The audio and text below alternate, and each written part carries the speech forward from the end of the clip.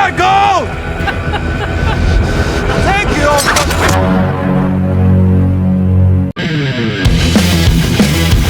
Halo kaum rebahan yang budiman dimanapun berada, bagaimana kabarnya? Semoga dalam keadaan baik dan sehat. Kembali lagi bersama saya si Boy, yang kali ini akan merangkum film berjudul Sisu yang dirilis tahun 2023. Setelah saya searching dan mengorek-ngorek dari Wikipedia, Tokopedia, dan sebagainya, ternyata Sisu ini dibuat untuk memuaskan para pemirsa yang bertanya-tanya bagaimana jadinya jika John Wick melawan pasukan Nazi.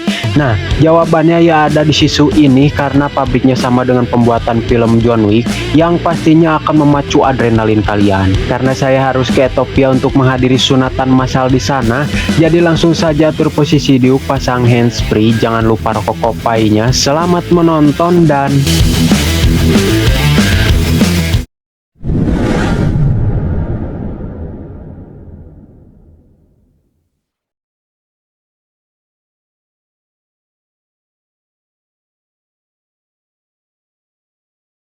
berlatar pada tahun 1944, di mana Perang Dunia Kedua sudah berakhir. Finlandia dan Uni Soviet menyepakati untuk gencatan senjata dan mengusir Nazi dari Lapland. Namun Nazi belum bisa menerima kekalahan mereka dan malah menerapkan taktik bumi hangus, yaitu strategi militer dengan cara memusnahkan dan menghancurkan fasilitas yang mungkin berguna bagi musuh, seperti jalan, jembatan, dan kota yang dilaluinya. Dan kisah akan berfokus pada seorang kakek tua yang memilih meninggalkan sesuatunya di saat perang berkecamuk. Ia bernama Atami Korpi, seorang penambang emas di Lapland yang terlihat sudah biasa dalam suasana perang.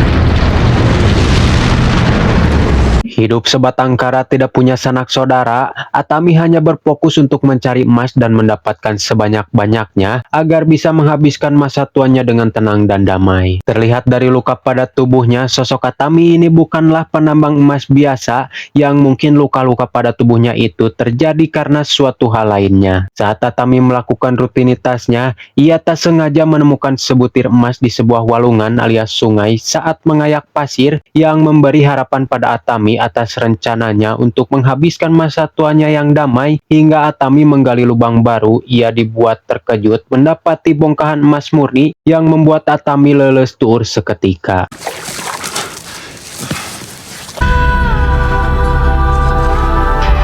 Dengan emas sebanyak itu, Atami yakin akan mendapat uang sebanyak mungkin dan mimpinya menjalani hidup yang tenang bisa terlaksana jikalau Atami bisa menjual semua emas miliknya itu. Namun tantangannya bukan menjual emas tersebut, melainkan jarak yang harus ditempuh Atami untuk sampai ke bank terdekat, yaitu berjarak 563 mil atau sekitar 900 km lebih untuk menjual emas tersebut.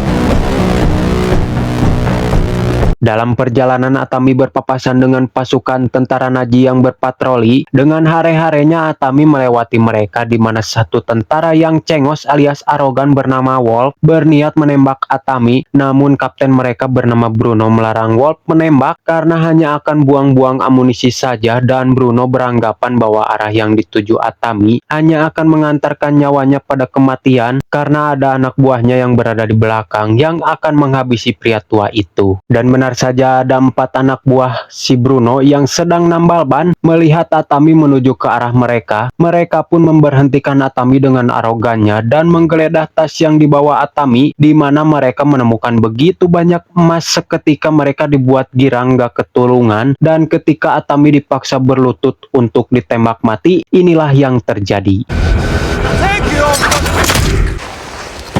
Mereka pun harus tewas dengan sangat mengenaskan dan membrutalkan karena sudah menganggap remeh pria tua yang mereka tidak tahu latar belakangnya, di mana Bruno yang mendengar suara tembakan tak lazim pun berputar arah dan mengecek apa yang sebenarnya terjadi.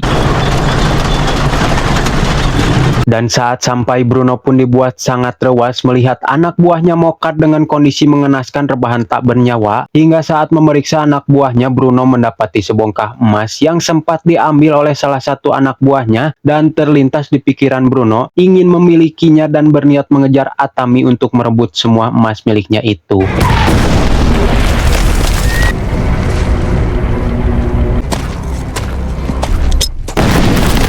Atami pun memasuki medan ranjau darat yang membuat kuda dan emasnya berhamburan, hingga Atami pun ngacleng alias terpental. Bersamaan dengan Bruno dan pasukannya tiba, ia membiarkan Atami memunguti emas tersebut.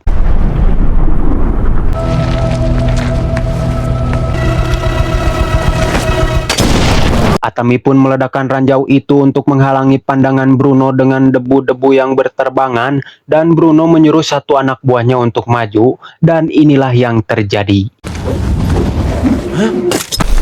Tentara itu pun harus mokat dengan ranjau yang dilempar Atami, namun belum cukup sampai di situ Bruno menyuruh dua anak buahnya untuk maju lewat sisi samping. Atami yang sudah menghilang entah kemana, Bruno pun mendapat kalung Atami yang lagrag alias terjatuh, lantas membawanya dan terus berniat mengejar Atami, namun karena ia takut masih ada ranjau, ia menyuruh tawanan wanita untuk membukakan jalan agar aman untuk dilewati.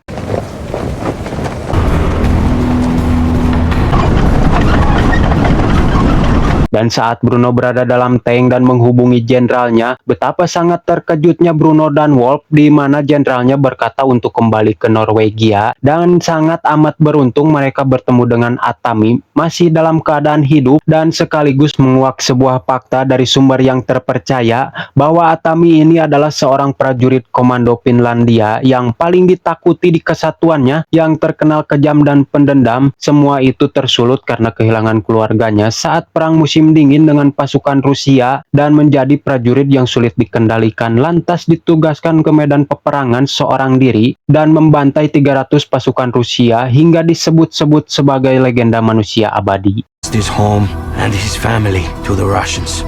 The Finns, they gave up trying to discipline or control him. He fought in the Winter War. They call him Koshai.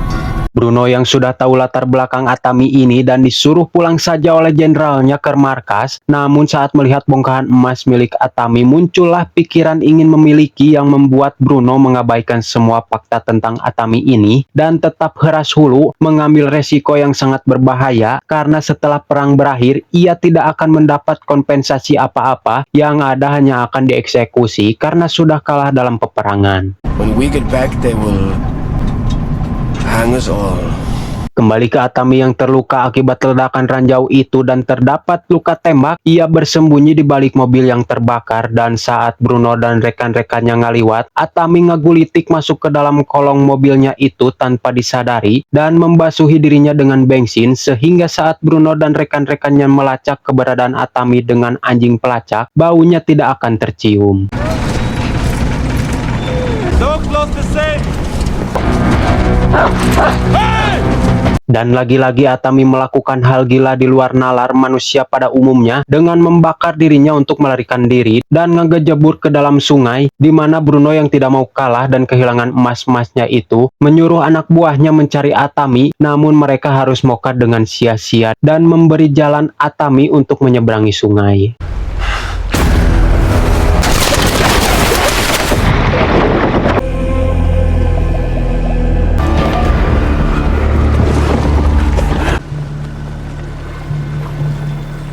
Hingga akhirnya Atami telah dekat dengan bank yang ia tuju dengan penuh harapan, namun Atami harus diperlihatkan pemandangan yang membuatnya terkejut, di mana kota terdekat yang ia tuju telah diratakan dengan tanah oleh Bruno dan antek-anteknya. Atami pun beristirahat sejenak di SPBU yang terbakar sembari meratapi nasibnya dan berpikir apa yang harus ia lakukan, hingga tak lama Bruno sampai di bekas SPBU yang terbakar. Anjing Atami muncul mencarinya yang telah dipasang bom oleh Bruno.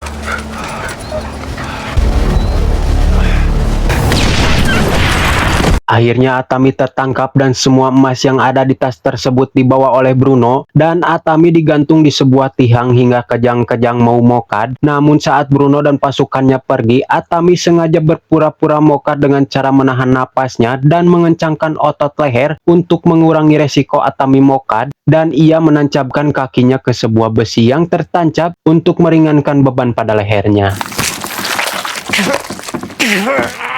Keberuntungan Atami belum habis sampai di situ saat pesawat tempur terbang rendah di atas kepalanya dan membuat tiang itu miring hingga akhirnya Atami dapat membebaskan diri yang ternyata pesawat itu dikendari oleh tentara Nazi yang hendak mencari gasolin sehingga Atami langsung menghabisi seorang tentara yang melihatnya masih hidup.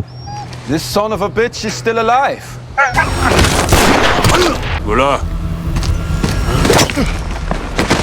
Sempat berpikir untuk melupakan emas-emasnya itu dan mengubur mimpinya untuk hidup damai, namun Atami melihat pesawat tempur yang dibawa oleh tentara Nazi itu dan terlintas sebuah ide di benaknya.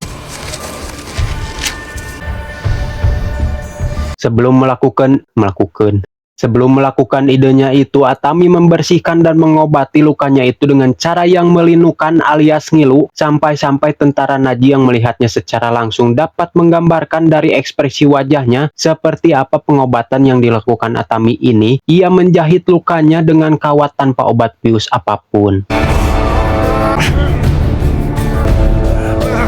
Kembali ke Bruno yang merasa sudah menang dan berencana kabur dari kemiliteran Nazi dengan berbekal emas-emas yang ia dapat. Ia dihadang oleh pesawat tempur milik Nazi yang mana pilotnya sudah mokat dengan keadaan terikat tali, dan yang paling mengejutkan Bruno dan Wolf adalah keberadaan tali yang mengikat pilot itu, di mana itu adalah talinya si Wolf yang digunakan untuk menggantung Atami. The rope I used to hang Corpy with. That's my rope. What? Merasa ada yang tidak beres, Bruno pun menyuruh pasukannya untuk segera pergi dari tempat itu, yang kini berbalik pemburu yang malah diburu oleh mangsanya, yang membuat Bruno dan pasukannya dibuat was-was dan ketakutan hariwang. Ditambah salah satu tawanan wanita itu mengatakan kebenaran tentang Atami Corpy, bukanlah gosip dari tetangga sebelah atau isapan belaka. What? Dan kini terbukti benar bahwa Atami adalah legenda hidup dari peperangan yang membantai semua pasukan Rusia seorang diri, dan para tawanan wanita yang sudah tahu tentang Atami Corpy ini membantu dan bekerja sama membantai satu truk pasukan Nazi yang sedang minum Eslen.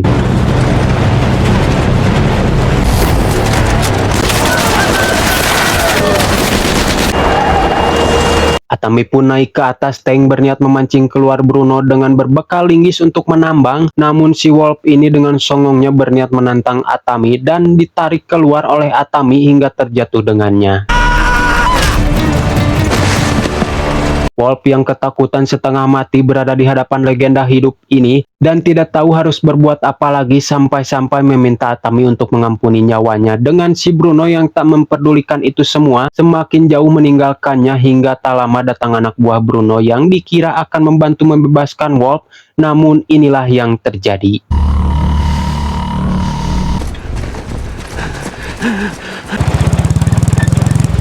Bruno yang telah sampai di tempat yang ia tuju dan pesawat jemputannya sudah tiba, langsung berniat pergi dan membunuh satu anak buahnya yang tersisa. Namun Atami dengan motor Royal Enfield melaju dengan cepat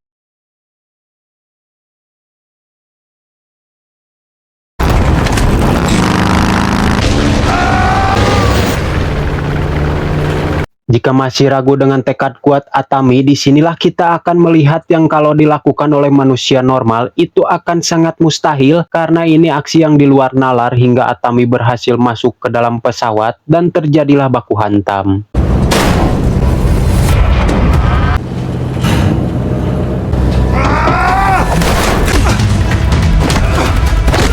Di sisi lain, Wolf yang mengira sudah lepas dari mara bahaya ternyata salah besar, di mana para tawanan yang ia telah permalukan menolak menyerah dan bersatu untuk balas dendam. Kembali ke Atami yang sedang tersudut, Bruno yang sudah merasa menang mengandalkan sabuk pengaman untuk mencambuki Atami hingga ia puas, namun Bruno melakukan kesalahan besar di mana Atami mengaitkannya ke sebuah bom.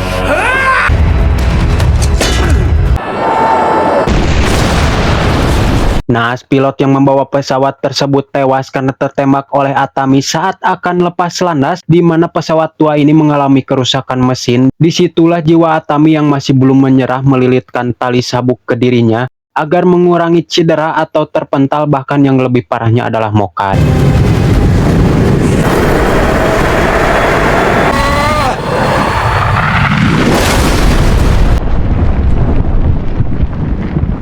Dan benar saja Atami masih hidup, jaguar ringkas, dan bisa berdiri tegak dengan menggendong tas berisi emas-emas yang berhasil ia dapatkan kembali. Atami pun menuju ke bank menggunakan motor dengan ditemani anjingnya, dan saat masuk penjaga dan orang-orang di sana memberikan jalan pada Atami, mungkin karena penampilannya menakutkan, atau mereka tahu bahwa yang datang adalah Atami Corpy, sang legenda hidup.